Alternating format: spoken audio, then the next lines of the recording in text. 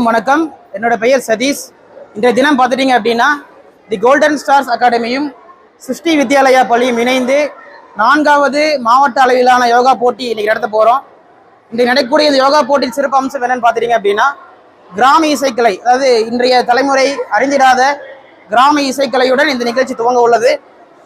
இந்த போட்டி நடத்துகிற முக்கியத்துவம் என்னன்னு பார்த்துட்டீங்க அப்படின்னா இன்றைய தலைமுறை மாணவர்கள் வந்துட்டு எந்த ஒரு விஷயத்திலும் ஆகட்டும் ஒரு கான்ஃபிடென்ட் இல்லாமல் இருக்காங்க.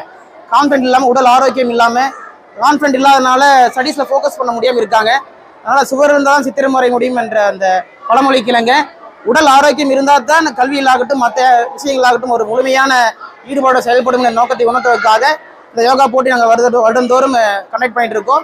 இன்றைக்கு வந்துட்டு நம்மளுடைய கோல்டன் ஸ்டார்ஸ் அகாடமியும் சிருஷ்டி வித்யாலயா பள்ளியும் இணைந்து இந்த 4வது மாவட்ட அளவிலான யோகா போட்டி கண்டக்ட் பண்ணுறோம்.